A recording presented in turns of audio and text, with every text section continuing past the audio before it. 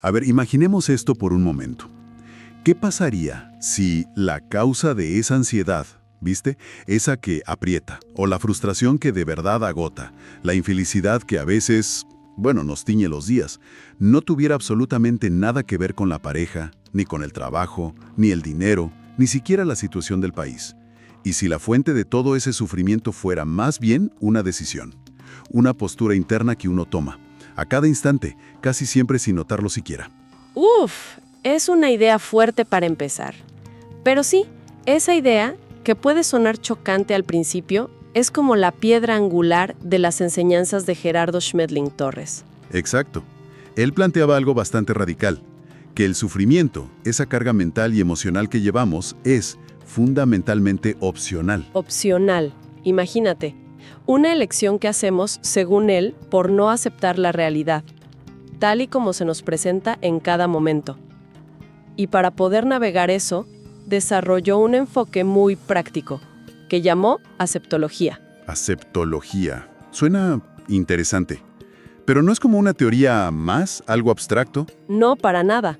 Y eso es crucial entenderlo. La aceptología, como Schmetling ya presentaba, no es una filosofía etérea para discutir en un café, ¿eh? Él la planteó como una ciencia funcional, casi como un manual de instrucciones o un mapa, si quieres. Un mapa. ¿Para qué exactamente? Un mapa para poder identificar y sobre todo desactivar esos mecanismos internos que todos tenemos y que fabrican sufrimiento. Decía que era el complemento práctico de la sabiduría. La sabiduría con mayúscula. Sí, él la definía como el reconocimiento de un orden perfecto que subyace en el universo. Entonces, la aceptología nos daría las herramientas para alinearnos con ese orden en el día a día, en lo cotidiano. Ok, me gusta. Exploremos esto más a fondo entonces. La idea de esta charla es ver cómo esta ciencia de la aceptación puede ofrecernos herramientas concretas, ¿no? Aplicables ya mismo, para encontrar un poco más de paz, de satisfacción más estable, incluso cuando afuera todo parece un caos. Exacto, ese es el punto. Porque es muy probable que quien nos escucha haya sentido esa sensación de desgaste, ¿no? Esa energía vital que parece que se te escapa cuando las cosas no salen como uno esperaba. Esa tensión por dentro, esa vocecita que no para. Esto no debería ser así, no es justo, si tan solo las cosas fueran diferentes. Es algo, casi universal, ¿verdad? Totalmente.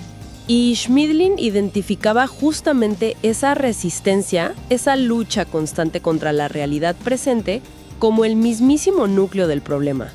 ¿Luchar contra la realidad? Sí, usaba metáforas como intentar nadar contra una corriente muy fuerte, ¿sabes? O darse golpes contra un muro invisible.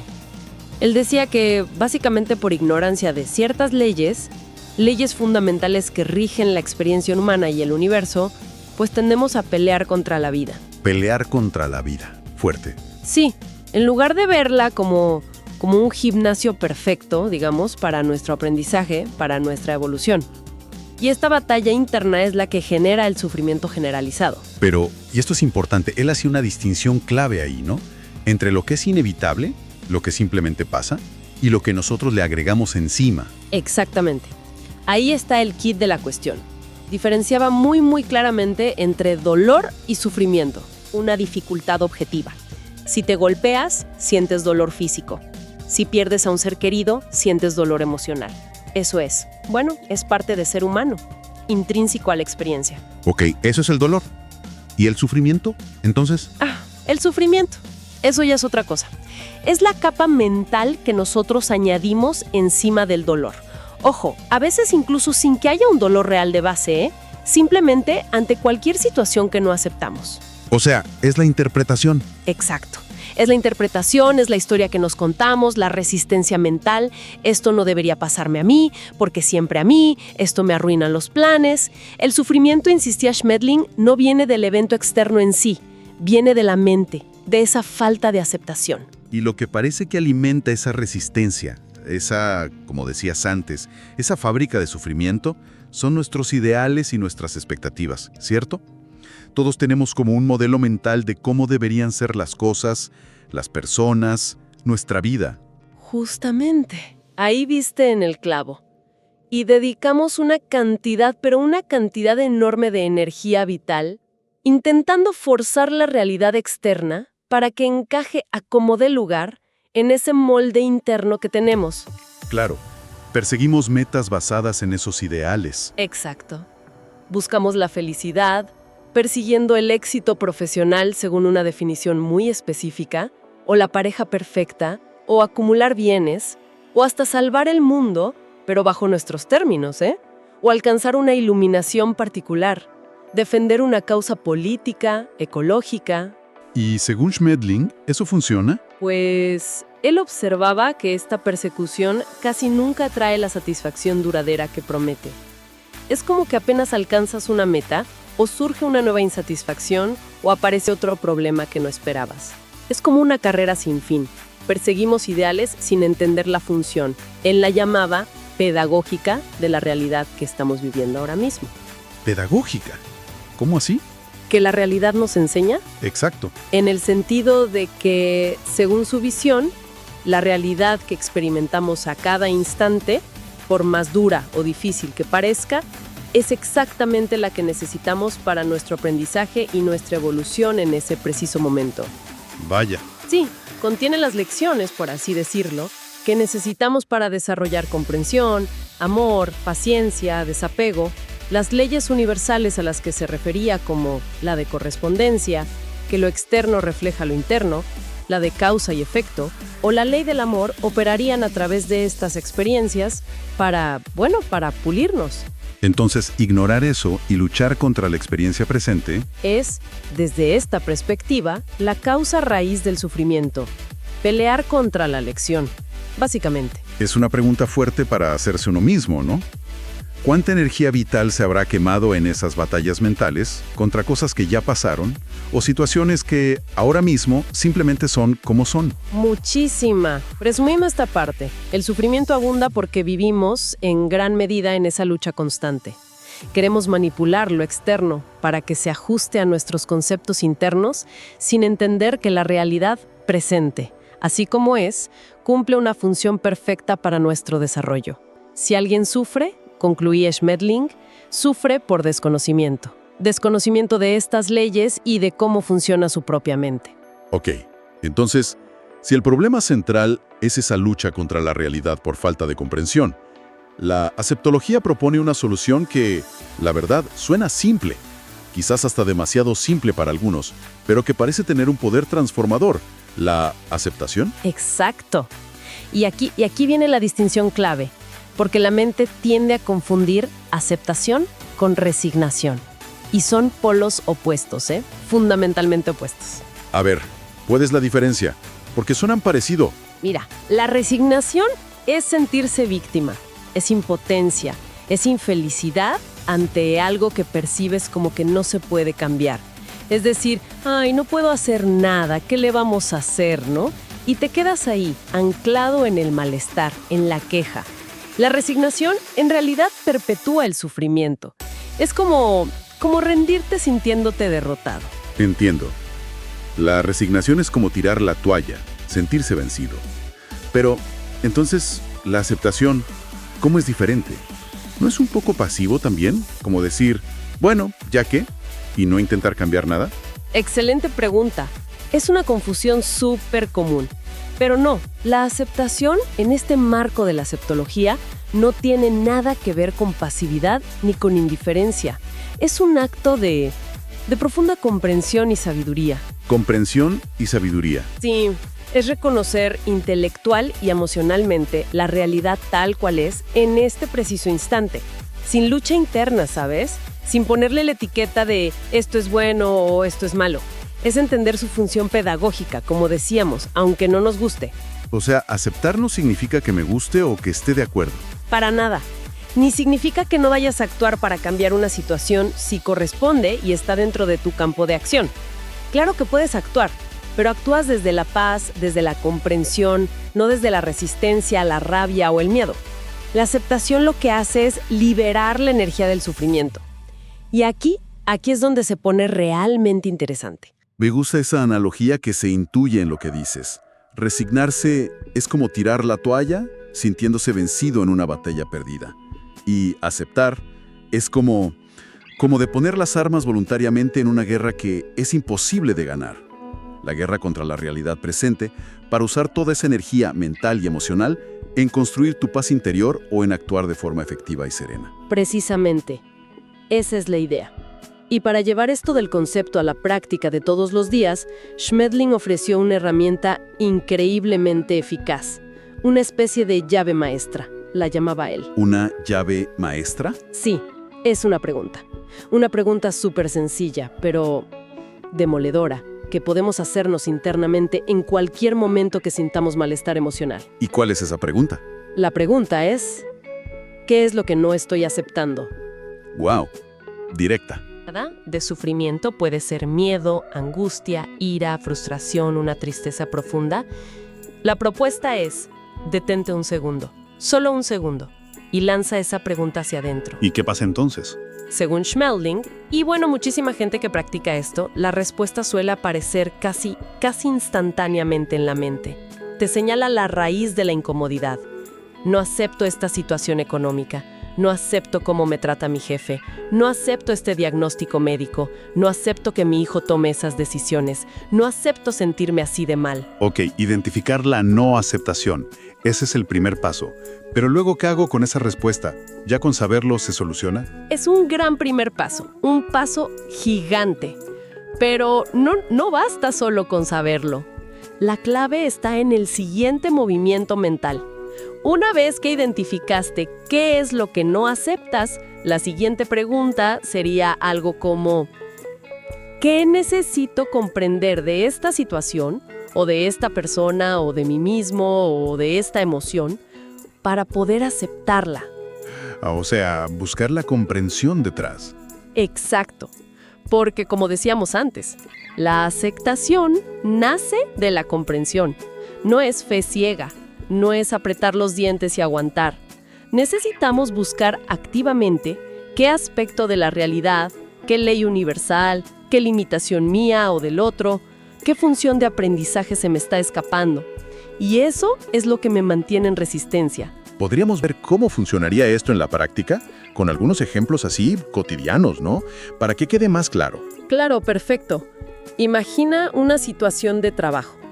Te ponen una meta de ventas altísima, parece inalcanzable y te genera mucho estrés.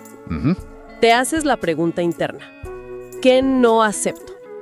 La respuesta podría ser: no acepto la posibilidad de fracasar.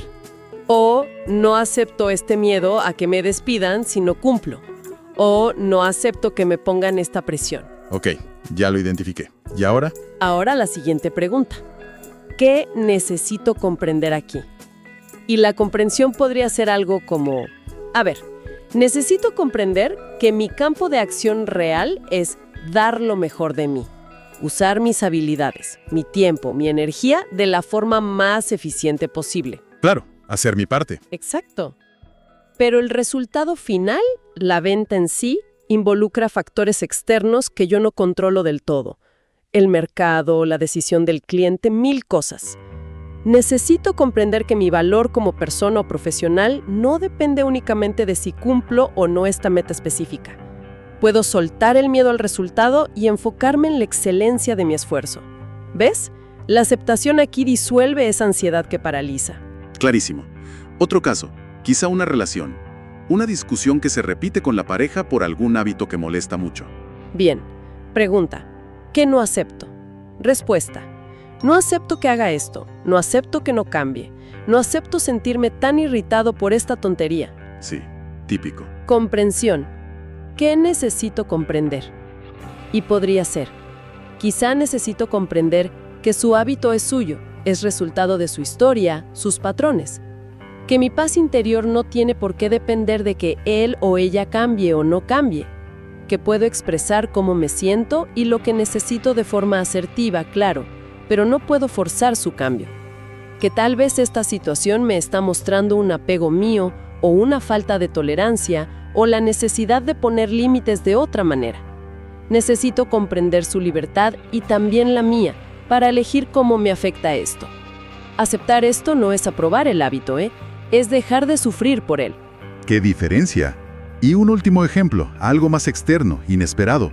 Una crisis económica que afecta a las finanzas, o incluso un desastre natural como los que a veces mencionaba Schmedling. Vale. Pregunta. ¿Qué no acepto? Respuesta. No acepto esta pérdida, no acepto esta incertidumbre, no acepto esta dificultad que se me impone. Y la comprensión. Comprensión. ¿Qué necesito comprender? Tal vez. Necesito comprender que hay eventos que ocurren a un nivel macro donde mi acción individual directa es limitada o nula para cambiar el evento en sí. Que mi sufrimiento no modifica los hechos externos. Que mi energía es mucho más útil si me enfoco en lo que sí puedo hacer. Adaptarme, buscar soluciones creativas, cuidar mi estado interno, ayudar a otros si está en mi mano, o incluso usar mi capacidad de imaginar para visualizar la mejor resolución posible, como la recuperación, el aprendizaje colectivo, la solidaridad. Entiendo. En todos los ejemplos, la secuencia parece ser sentir el malestar, preguntar qué no acepto, identificar esa resistencia interna, luego preguntar qué necesito comprender, buscar activamente esa comprensión y de ahí, como que naturalmente, surge la aceptación que libera la carga. Exactamente, ese es el proceso. La aceptación, que nace de la comprensión, romper lo que Schmedling llamaba el hechizo del sufrimiento. Y al romperse, libera una cantidad enorme de energía vital que antes estaba consumiendo en esa fricción interna, en esa lucha. ¿Y qué pasa con esa energía liberada? Pues esa energía queda disponible para la acción constructiva, si es que aplica a actuar, disponible para la creatividad, para el aprendizaje o incluso, según él sostenía, para empezar a vibrar en una frecuencia interna diferente, una que puede empezar a atraer o a co-crear una nueva realidad externa, más armónica. Y esto nos lleva a una perspectiva fascinante sobre las posibilidades que se abren. Sí, claro, porque al practicar esto de forma consistente, ya no se trata solo de aliviar momentos puntuales de malestar, ¿verdad? Sino de una transformación más profunda en la forma de vivir. Schmedling hablaba de la posibilidad de alcanzar un estado de paz interior que se vuelve cada vez más como invulnerable, menos dependiente de los altibajos de afuera. Imagínate lo que significaría experimentar una reducción drástica o incluso la disolución de la angustia crónica, del miedo ese que paraliza, del estrés que desgasta, de la culpa que te corroe por dentro, del rencor que envenena. Es una liberación profundísima de esas cadenas mentales autoimpuestas que nos atan al sufrimiento. Se desarrollaría como una capacidad de fluir con la vida, ¿no? De adaptarse con inteligencia, con serenidad, al orden natural de las cosas, en lugar de estar siempre en resistencia, peleando. Sí, es como dejar de nadar desesperadamente contra la corriente y aprender a usar su fuerza a tu favor, o a navegarla con destreza, con habilidad. Y ahí es donde Schmedling hablaba de algo que puede sonar un poco a magia o milagro, ¿no? Pero que él describía como un resultado natural. Totalmente. Él observaba que cuando se logra aceptar profundamente una situación, cuando se renuncia de verdad a la lucha interna contra ella, a menudo, y esto es muy curioso, las situaciones externas que parecían bloqueadas, trabadas, empiezan a moverse. ¿En serio? ¿Cómo? Surgen soluciones que no habías visto, se abren puertas que estaban cerradas, aparecen las personas adecuadas en el momento justo. Él explicaba esto diciendo que la energía vital, que antes estaba atrapada en el conflicto mental, como que asciende, y al ascender activa niveles superiores de conciencia. Él lo llamaba la zona de luz o de claridad mental. ¿Una zona de luz? Sí, un estado de mayor lucidez, de más intuición, de comprensión más profunda. Y claro, desde esa claridad, las decisiones y las acciones que uno toma deben ser muy diferentes. Radicalmente diferentes. Ya no nacen del miedo o de la ignorancia o de la pura reactividad. Nacen del amor entendido como comprensión y respeto profundo por todo lo que es. Y de la sabiduría, que sería el conocimiento aplicado de esas leyes universales. Entonces actúas sabiendo qué hacer, cuándo hacerlo, dónde y con quién, de una manera mucho más armónica y eficiente, como lo haría alguien que ha alcanzado una maestría sobre sí mismo y sobre su relación con la vida. Mencionas la maestría, y eso me recuerda a la Escuela de Magia del Amor, que era el nombre que le dio a todo su marco de enseñanzas, ¿no?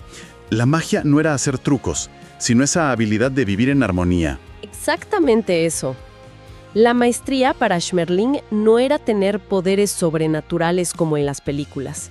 Era la habilidad consumada, desarrollada, de vivir en consonancia perfecta con las leyes del universo, respetando la experiencia y el proceso de evolución de todos los seres, sin generar conflicto, ni interno ni externo. Es vivir desde esa paz invulnerable, pase lo que pase afuera. ¡Qué potente! Para ir cerrando ya esta exploración tan interesante, ¿qué idea final o quizás alguna cita de Schmetling podría como encapsular la esencia de esta filosofía tan transformadora?